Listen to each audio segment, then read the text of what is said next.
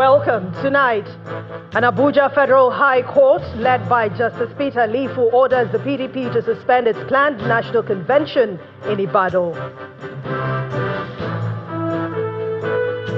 Oyo State High Court extends its existing order, allowing the National Convention of the People's Democratic Party to hold as scheduled in Ibadan Saturday without any interference or disruption. Oni of Ife Obadeye Ogunwusi urges the National Assembly to fast-track the special seats bill and allocate 2 with seats for women per geopolitical zone. And Russian drone strikes an eastern Kiev apartment block, killing 6 and injuring dozens amid a broader wave of attacks in the Ukrainian capital. And on business news, Nigeria moves to deepen crypto oversight as the Securities and Exchange Commission, Cambridge University and Busha, they launched a digital assets program.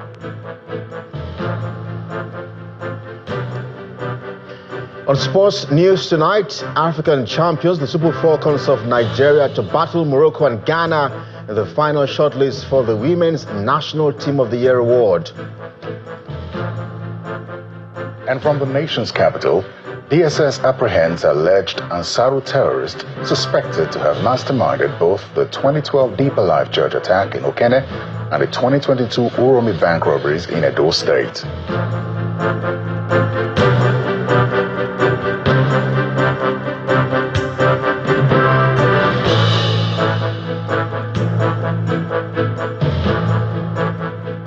We begin tonight with judicial matters. The Federal High Court sitting in Abuja and presided over by Justice Peter Lifu has ordered the People's Democratic Party, the PDP, to put on hold its national convention scheduled in Ibadan, the Oyo State capital, this weekend, and that's the 15th and the 16th of November 2025.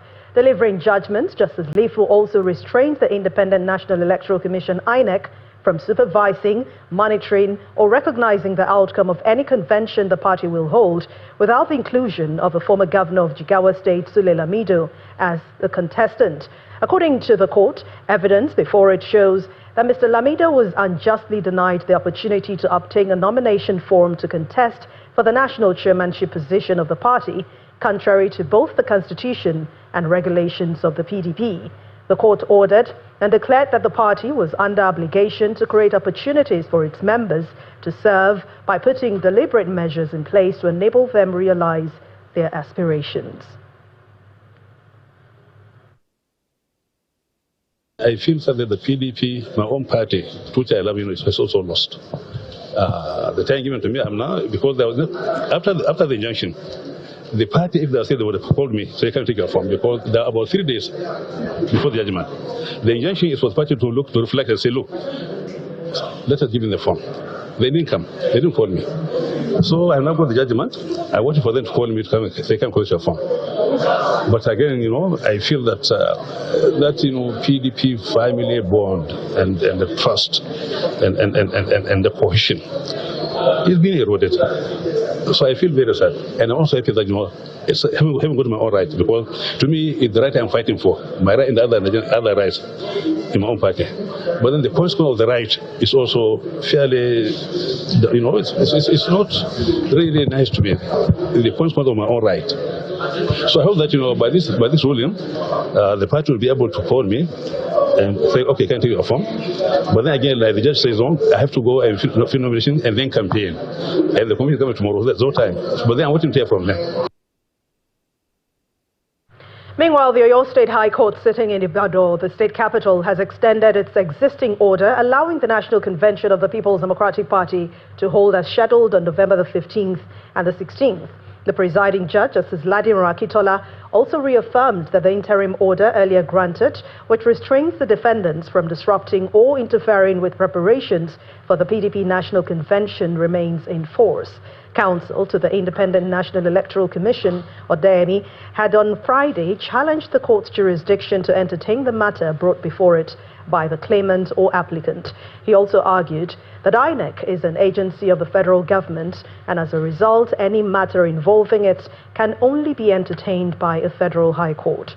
But the lead counsel to the claimant, Mr. Musaibu Adetunbi, senior advocate of Nigeria, faulted that argument of the defense counsel, describing it as an infringement on the fundamental rights of the claimant. And quoting Section 251 of the Constitution, Mr. Adetunbi contended that INEC does not fall within the category of agencies whose cases are placed exclusively before the Federal High Court. He then asked the court to dismiss the objection and proceed with the substantive suit. And after listening to both sides, Justice Akintola adjourned the ruling to December the 8th, 2025. And as for the new Nigeria People's Party, members are asking the Independent National Electoral Commission, INEC, to desist from recognizing the planned national convention being proposed by the Rabiu Kwakwanso-led faction of the party. Addressing a news conference in Abuja, the Secretary General of the party, Comrade Ogene Olaposi, says that Mr. Kwakwanso, who was the party's presidential candidate in the 2023 general election, had been expelled, along with the entire National Working Committee of the party, led by Mr. Ahmed Ajuji.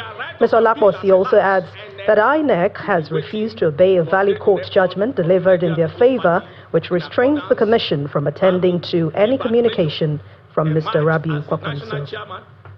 And my humble self, we are here to tell the new sheriff in town in Hinek,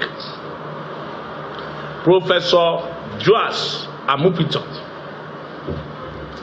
not to fall into the shenanigans and trick of a manipulator, a political manipulator called Senator Rabiu Musa Kwankwaso. To all Nigeria, I'm here to say it boldly that Rabiu Musa Kwankwaso is not the founder of NNPP, neither is he one of the founding fathers. He came to join us less than 3 years ago. And his joining the party is more of a curse than blessing. Because I've never seen it in life where a tenant will want to take over the whole property. So it is on this note that we are alerting Independent National Electoral Commission under Professor Joas Amupito not to fall to the antics of the hijacker called Rabiu Musa Kwankwaso. Well, as judicial intrigues continue to plague the upcoming PDP National Convention, which is scheduled to hold tomorrow in Ibadan, the Oyo State capital, the organizers are insisting that the convention is holding despite court injunctions. And all appears set now as logistics have been put in place to ensure a peaceful event. The vice chairman, the convention venue committee, Mr. Stanley Olajide, told Channels Television that they are confident of a win with a simple majority and ensures the convention will be a success. The stage is set for the PDP National Convention at the Lake Osalami Stadium at Amasigba, Ibadan, this Saturday 15th and Sunday 16th November. Delegates from across the country have begun arriving in the Oyo State capital. Some are seen inspecting the stadium, checking seating allocations for their respective states, and getting a feel for the historic event. Earlier, a legal tug-of-war unfolded. Justice Peter Lifu of the Federal High Court in Abuja ordered the convention to be halted, while simultaneously, Justice Ladino Akintola of the Oyo State High Court ruled that the convention should proceed uninterrupted. Despite these conflicting directives, organizers remain undeterred. Members of the organizing committee, led by the Oyo State Deputy Governor Bayo Lawal, continue putting finishing touches on arrangements at the stadium. Delegates echo this optimism, expressing hope for a smooth convention and favorable outcomes. Expectations, they're just like any other person's expectation coming for a convention. You expect it to be good, you expect it to be productive, and you expect it to be peaceful. So basically, that's what I expect coming for this convention. As preparations stretch into the early hours, questions linger.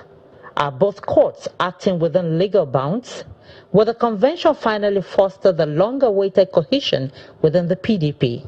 As the party titans gear up to battle for the soul of the PDP, the coming days will reveal who will blink first. Bukola Oriowo, Channels Television News. The All Progressives Congress in Taraba State has announced the defection of Governor Bukefas from the ruling People's Democratic Party in the state and joining the All Progressives Congress, the APC.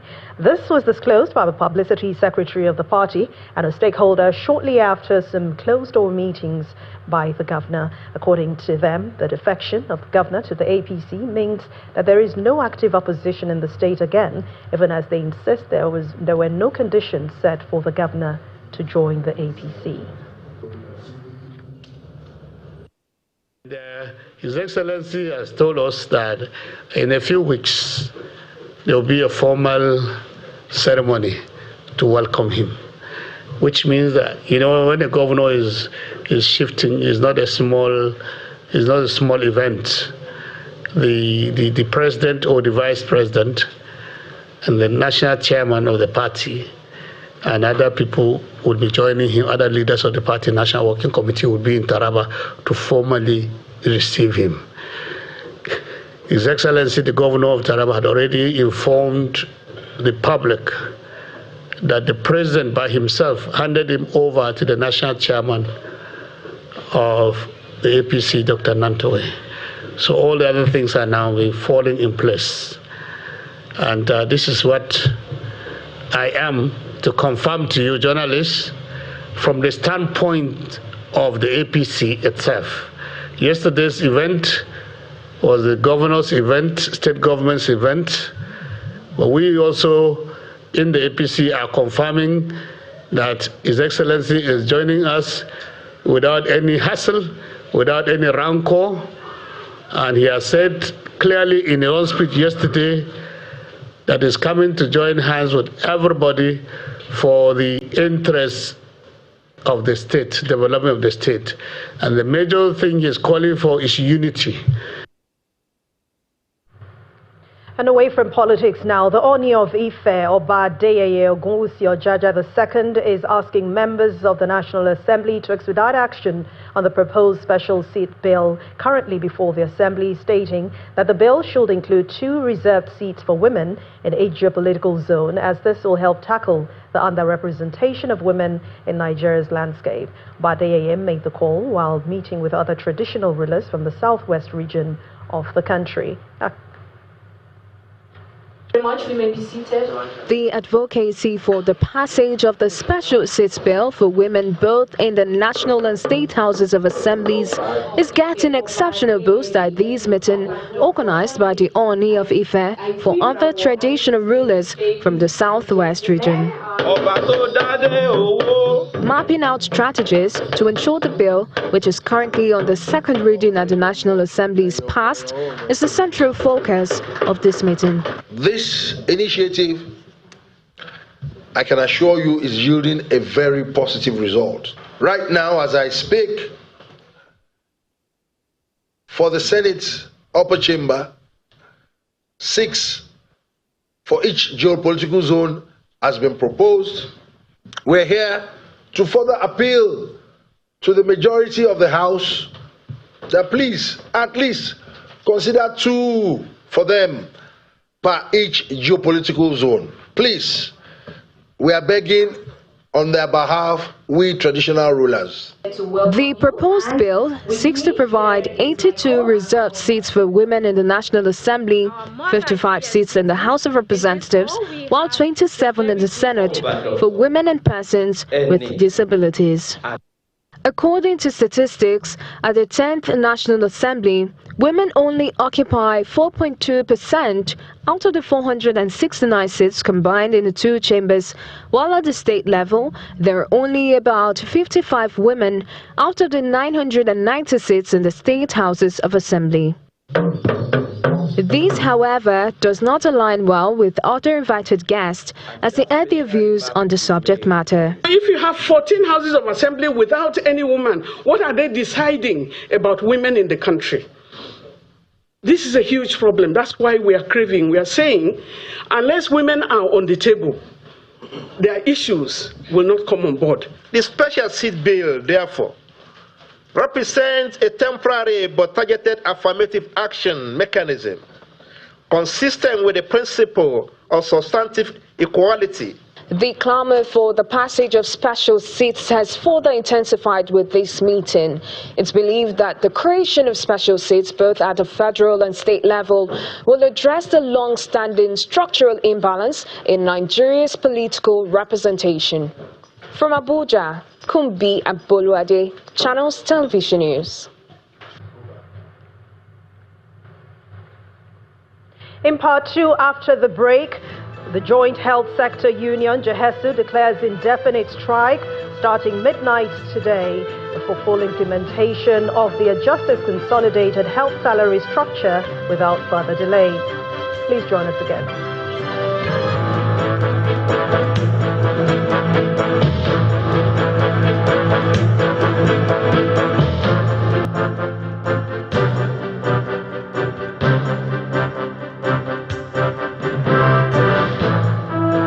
Welcome back. If you've just joined us, you're watching the news at 10 on Channels Television, broadcasting live from Lagos. A reminder of our top stories. An Abuja Federal High Court led by Justice Peter Lifu has orders the PDP to suspend its planned national convention in Abuja, in Ibadan, the Oyo State capital. An Oyo State High Court extends its existing order, allowing the National Convention of the PDP to hold its scheduled convention in Ibadan on Saturday without interference or disruption. Oni of Ife Obadeye Ogunwusi urges the National Assembly to fast-track the special seats bill and allocate 2 women per seat in the geopolitical zone.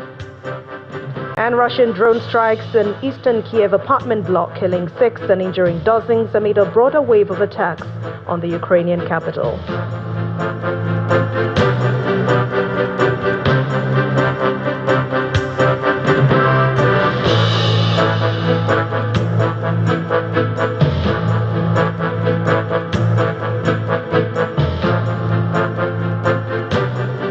Now to the health sector, where the Joint Health Sector Union, JHESU, has announced an indefinite strike with effect from midnight on November the 14th, 2025, which is 15th actually, until the implementation of the adjusted consolidated health salary structure. The national chairman of the Medical and Health Workers Union, Comrade Kabiru Minjibri, says the government has made no effort to reach an agreement with the unions. On the issue of the meeting between the federal government and the leadership of JHESU, it may interest you to know that JHESU, as contained in the Labour Act, writes and has informed the federal government of 15 days ultimatum before we come to this stage of summoning expanded National Executive Council meeting. But unfortunately, in their usual manner, they have not called for any conciliation meeting until yesterday, that is at the eve of the strike action. For the 13 days, government deems it unnecessary to call the leadership of JHESU. And JHESU have been very patient for all these years. And if the Honorable Minister of Health have said that these demands have been there for the successive administrations, and think government is a continuous process. It's a process of taking over of assets and liabilities, and these demands have been there for the past 12 years. And it has to take the intervention of Mr. President himself, as stated in our text, where he promised us that he will intervene personally and bring this issue to an end.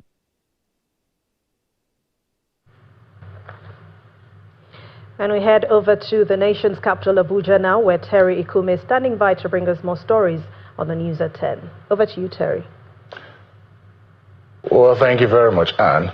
The Department of State Services says it has recaptured an alleged top commander of the Ansaru terrorist group, Abdulaziz Obadaki, suspected of masterminding the August 7, 2012 mass shooting of Christian worshippers at the Deeper Life Bible Church near Okene, Kogi State. At least 19 worshippers, including the pastor, were killed, with several others sustaining varying degrees of injuries after 3 men armed with AK-47 rifles walked into the church and opened fire. Quoting security sources, the DSS adds that Mr. Obadaki also masterminded another attack on 5 commercial banks in Uromi, Edo State. He was previously arrested but escaped during the July 2022 jailbreak at Kuje Custodial Center. The suspected terrorist leader is alleged to have confessed to orchestrating the Kuje Custodial Center jailbreak following his transfer from Kaba Custodial Center in June 2022.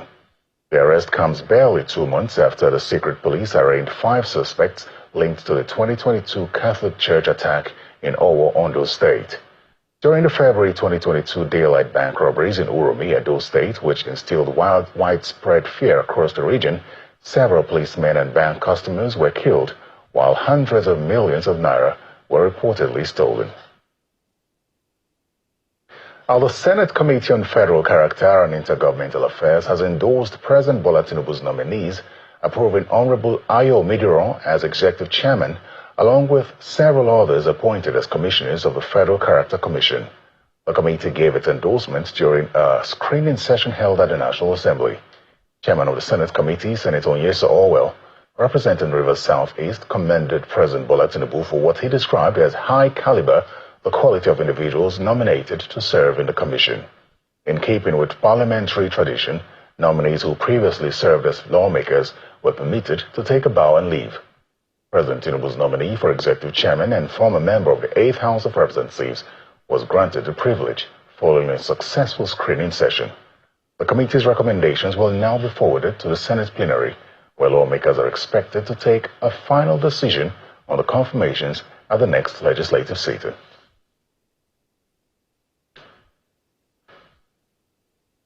Nigeria's late former head of state, General Murtala Mohammed, has been bestowed with an award of honor and recognition by the people and government of Angola.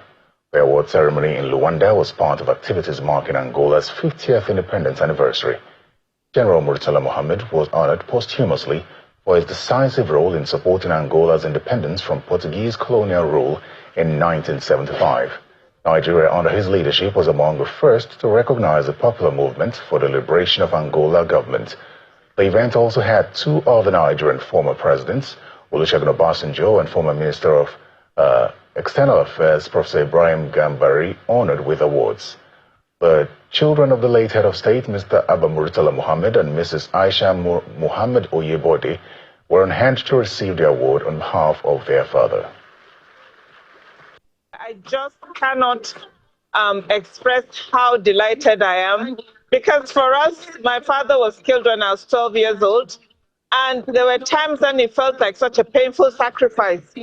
But to be able to come here and see that what he did really made a huge difference to this country, and that people recognize and they acknowledge him, for me, it doesn't take away the pain of loss, but it makes the sacrifice even more real. General Mohammed took some risks many years ago by believing in the future of our brothers and sisters in Angola, by staking, our, well-being, to ensure that we give Angolans the opportunity to be free, to be sovereign, and to be independent. Angola, because right here I'm standing at the... Nigeria's former permanent representative to the United Nations and former Minister of External Affairs, Professor Ibrahim Gambari, thanked the government of Angola for the honor and for naming the longest avenue in Luanda after late General Murtala Mohammed as a mark of his contributions to the development of the country. Angola. As you know, he recognized on behalf of Nigeria, MPLA government, and pushed through to become a member of the then Organization of African Unity, now Africa Union. On the same day, former President Obasanjo was being honored at the same ceremony by President Lorenzo of the Republic of Angola for continuing the policies as begun by the late General Murtala Mohammed, supporting, consolidating, assisting the people and the government of Angola to consolidate their independence.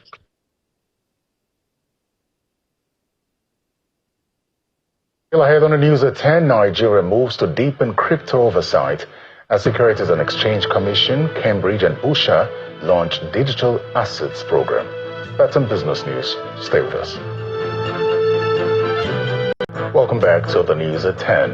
Now, the Foundation for Partnership Initiatives in the Niger Delta, PIND, and the Ford Foundation have officially concluded the Bridges Project with high-level stakeholders dialogue forum in Ikorekpene, Akwa Ibom State. The event brought together leaders from government, settlers, regulators, representatives of host community development trusts, and communities.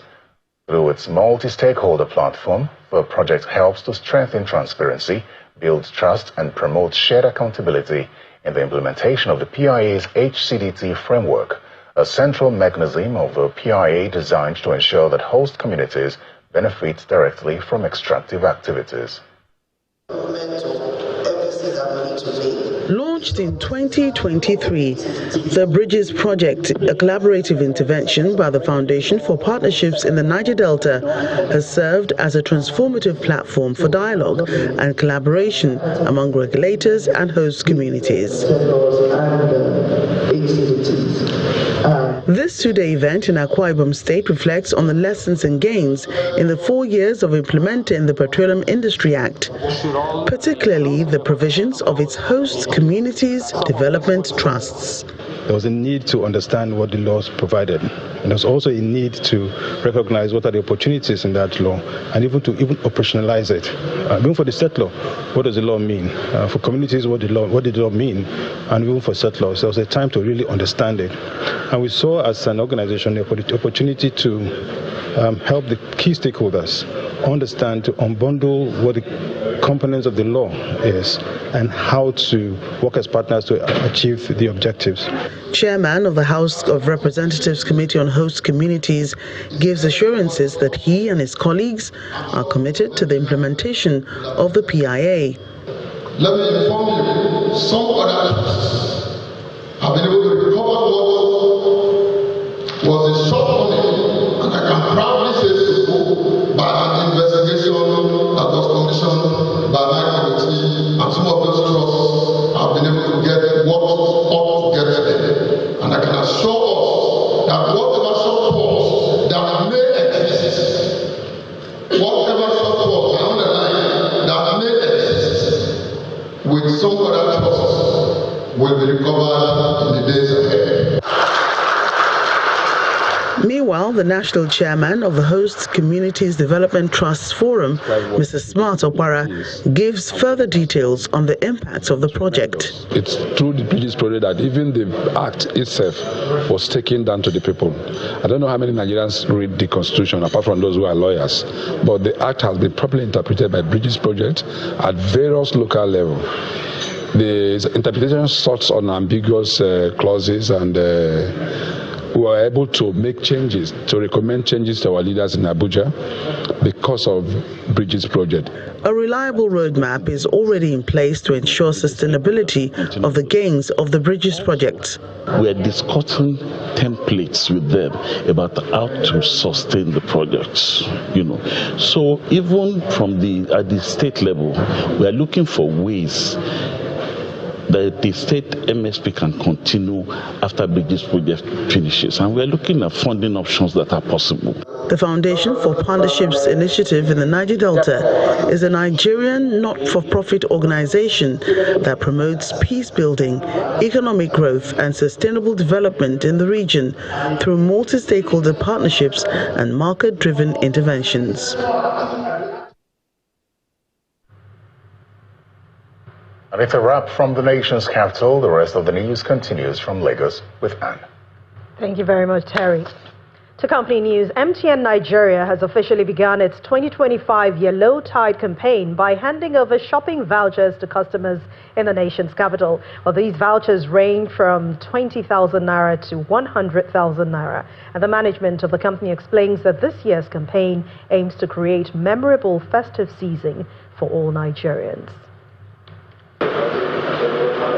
As the Yuletide draws closer, MTN Nigeria is lighting up this year 2025 festive season with its annual Yellow Tide campaign in Abuja. This year's theme, Vibe with the Yellow Tide, is targeted towards spreading joy, appreciation and connection while creating a truly memorable shopping experience for Nigerians in the Federal Capital Territory. The Yellow Tide, it's a campaign from MTN ushering all of us into the festive season. Now this is a season of love, this is a season of friendship, this is a season of reaching out to our loved ones. Inclusivity is about everybody, customers, non-customers, family, friends, somebody said even your own enemy. So if give him a voucher, show him love, it's practically for everybody. From now till December, we have a whole lot of programs that we're running with across Nigeria. So all you need to do is just go to our website, yellowtide.mtn.ng. These are the vouchers. Let's go surprise people. Let's make them smile. Nigerians are very difficult to smile, but when they see this, yellow vibe time. Vibe with the yellow tide. Let's go. On behalf of MTN, we're paying for your shopping. Thank you so much. This is for you. That's a 50 pound in there.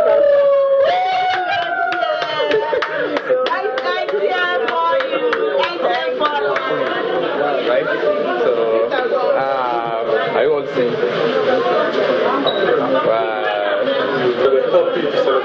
And that's why we're giving you a voucher for 100,000. Wow. So what do you want to say about MTN? Hope you have an MTN line.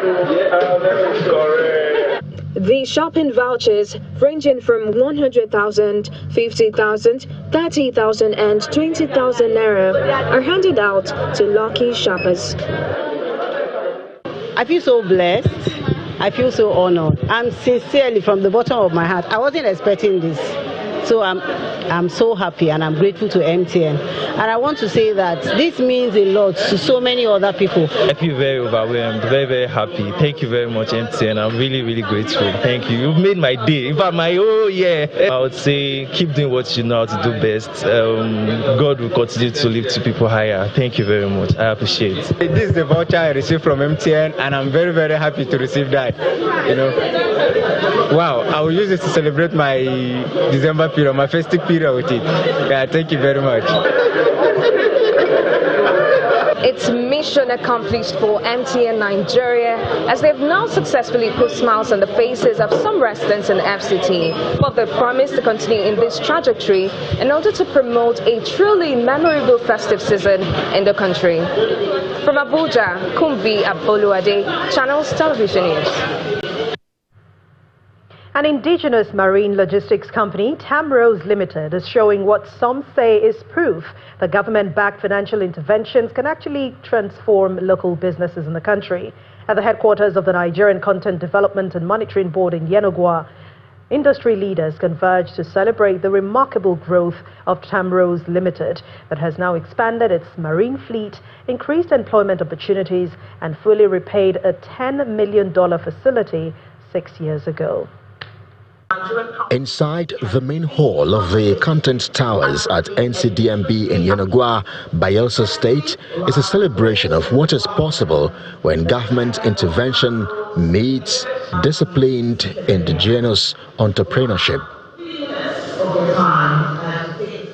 That's the story of Tamrose Limited, growing from a modest operator to one of Nigeria's leading marine logistics companies. Visionary managers and a culture built on teamwork, discipline, and safety. The executive chairman highlights the company's impressive journey of growing its fleets, expanding operations and human capital engagement and development. Our operations have grown from 4 vessels to 15 units, comprising of 10 security patrol vessels and 5 platform supply vessels, all purpose-built and carefully selected to safely deliver our hallmark excellent services of reliability and efficiency. Representatives of partner institutions and government agencies had great remarks about Tamrose Limited's performance and operations. On behalf of the board of Bank of Industry, executive management and staff of the bank, we extend our heartfelt congratulations to the executive management and staff of Tamrose Limited on this remarkable milestone. I commend the leadership and team of TAMROS for exemplifying operational excellence and, most importantly, for sustaining a fully Nigerian flagged fleet. For the Nigerian Content Development Monitoring Board, the event was also a validation of the Nigerian Content Intervention Fund as the supervising minister commits to supporting local capacity in the sector. TAMROS Limited stands before us today as clear evidence that our approach is delivering measurable results. Their journey from a modest operator to a full-fledged Nigerian marine logistics leader is a story that gives us pride. Oil and gas, exploration cannot be successful without a very strong logistic companies. And that is why I'm happy that NCDMB, through this NCIL fund, has designed it in such a way that companies like TAMROS will continue to leverage on the availability of this, fund, to grow, their fleet. For TAMROS Limited, the celebration was both a milestone and a message, with strategic support, accountability, and disciplined execution. Indigenous Nigerian companies can scale, compete globally, and contribute significantly to the national economy. Let's continue with more company news, and in the world of business, Laddie Williams is standing by.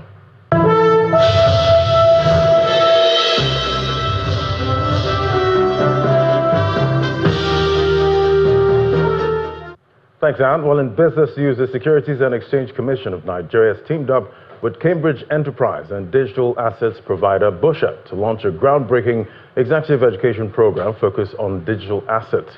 The 6-week online executive certificate in digital assets, innovation, industry regulation, and compliance is designed to deepen capacity in blockchain, stablecoins, CBDCs, and virtual assets regulation.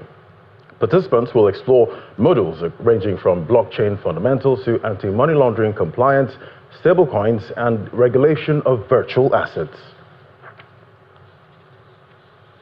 And the African Development Bank has approved a $100 million loan to the Emerging Africa and Asia Infrastructure Fund to boost sustainable infrastructure development across the continent. The funding, approved by the AFDB's Board of Directors, is set to unlock private capital for high-impact sectors, including renewable energy, transport, and digital connectivity, helping to bridge the continent's sizable infrastructure financing gap. The loan is also a part of EAAIF's debt-raising program, under which the fund aims to secure $300 million in long-term capital in 2025 and deploy more than $850 million across Africa and Asia by 2027. And it's been quite the week as stock exchange, from 2 days of big losses to 3 days of some recovery. And John McCoy has more.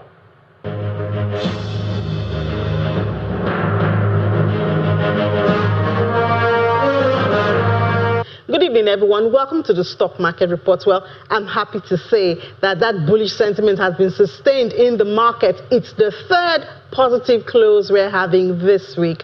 Today, MTN drove that positive sentiment. It closed at 475 naira. It gained 3 naira on each of its stocks. We see the sectors, it's mixed today because we see banking. Banking has gone down. It closed red today, 1.40. There was profit taken on GTCO, UBA, and Zenith Bank. Consumer goods is, however, up, slightly up. Dangote Sugar drove it mostly, as well as Guinness. Oil and gas recovered from yesterday's fall. Aradel and Japol Gold, they were the favored ones for today. And so the market gained 21 billion naira. And of course, the all share index closed in the green, 0.09% at 147,115.63. And the market cap at 93.501 trillion naira. So we'll have the bull again today for the weekend.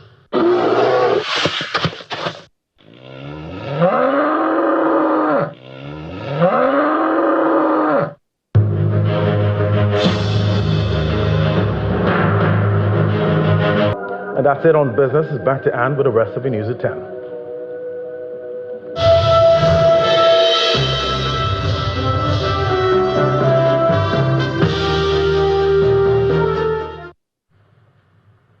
Thank you, Ladi. And outside our shores, a Russian drone has rammed into a block of flats in eastern Kiev during a wave of strikes across the Ukrainian capital, killing at least 6 people and injuring dozens others. Let's now join Simon Puse with this and more international news and around the world in 5 from our London studio. Good evening and welcome to the channel's studios here in London with your international news around the world in 5. A Russian drone has slammed into a block of flats in eastern Kyiv, killing 6 people and wounding dozens of others during a wave of strikes throughout the Ukrainian capital. Meanwhile, Ukraine stepped up its attacks on Russia's oil infrastructure with drone strikes on one of its biggest export terminals on the Black Sea coast. President Volodymyr Zelensky said Ukraine had fired long-range Long Neptune cruise missiles during its attacks without specifying where they were targeted. South African President Cyril Ramaphosa says there will be an investigation into the mysterious arrival of a chartered plane carrying 153 Palestinians from Gaza into the country. The group arrived at OR Tambo International Airport, but were initially refused entry and were stuck on the plane for more than 10 hours as they did not have the customary departure stamps in their passports, according to local authorities. Most were eventually allowed in after intervention from a local charity. The circumstances of their departure from Gaza and travel to South Africa remain unclear. Israel has identified the hostage body returned by Hamas on Thursday as that of Meni Goddard, who was 73 when he was killed in the 7th of October attacks. Red Cross vehicles collected his body hours after Hamas issued a joint statement with the Palestinian Islamic Jihad, saying it had been located in the Khan Yunis area of southern Gaza. China has summoned the Japanese ambassador in Beijing over Prime Minister Sanae Takaichi's comments on Taiwan. China and Japan have been locked in an escalating war of words this week, set off by Takaichi's suggestion that Japan could respond with its own self-defense force if China attacked Taiwan. Both countries' foreign ministries have lodged serious protest with each other. A Chinese diplomat also made a comment which some interpreted as a threat to behead Takaichi. Germany's coalition government has agreed a new military service plan to boost troop numbers following months of wrangling between political forces. The new military service plan will mandate all 18-year-old men to fill out a questionnaire on their suitability to serve and, from 2027, to undergo medical screening. The decision comes as Berlin aims to create Europe's strongest conventional army. We're going to walk down to the Capitol, and I'll be there with you. And we fight. We fight like hell. The BBC has apologised to US President Donald Trump for a panorama episode that spliced parts of his 6th of January 2021 speech together, but rejected his demands for compensation. The corporation said the edit had given the mistaken impression that President Trump had made a direct call for violent action, and said it would not show the 2024 programme again.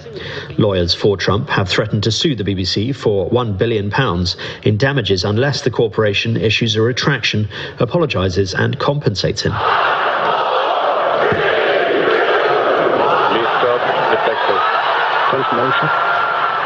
Blue Origin, the space company owned by Jeff Bezos, has successfully launched its New Glenn rocket from Florida. The rocket was carrying 2 NASA spacecraft deployed towards Mars. The Escapade satellites will take 22 months to reach Mars and will orbit the planet to measure its atmosphere and magnetic field. The reusable booster powering New Glenn also separated from the rocket's upper stage and touched down on a floating landing pad in the Atlantic Ocean in a successful first for Blue Origin. And a gold pocket watch recovered from the body of one of the richest passengers on the Titanic is expected to fetch £1 million at auction. No, please, Ida, get into the boat. No! We've been together for 40 years. Isidore Strauss and his wife Ida, who both feature in the film Titanic, were among the more than 1,500 people who died when the vessel travelling from Southampton to New York went down. Isidore's 18-carat gold Jules Jurgensen pocket watch, which is thought to have stopped at 2:20 when the ship went down, will go under the hammer on the 22nd of November. And that's your international news around the world in 5. Now back to the channel's studios in Lagos.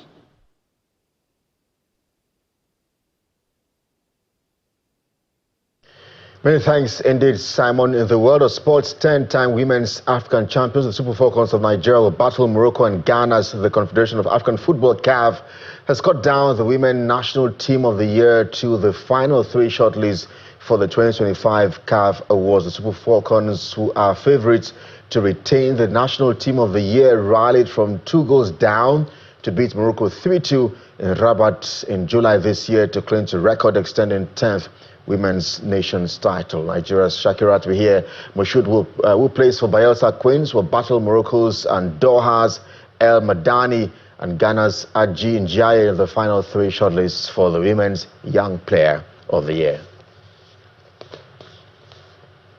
Well, from the Super Falcons to the Super Eagles, and coach Eric Schell says his team must brace up for a more tougher challenger against the DR Congo in Sunday's final of CAF qualification for FIFA World Cup playoffs. Nigeria and the DR Congo will battle for the lone ticket for Africa to the 6-team Intercontinental Playoff Finals in March, from where 2 teams will bag tickets to next year's FIFA World Cup Finals. The potentially explosive encounter inside the complex Port-au-Prince will see the Leopards, who last attended football's biggest house party in 1974, try to halt the strong march of the Super Eagles to a 7th finals since 1994.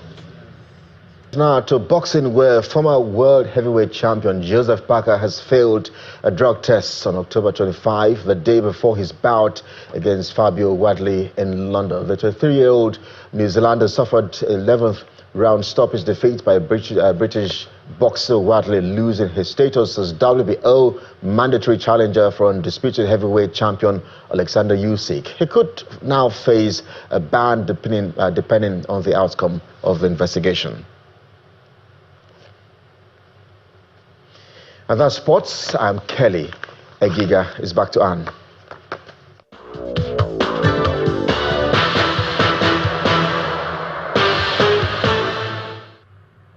Thank you, Kelly. And the main news again. An Abuja Federal High Court led by Justice Peter Lifu has ordered the PDP to suspend its planned national convention in Ibadan, the Oyo State capital.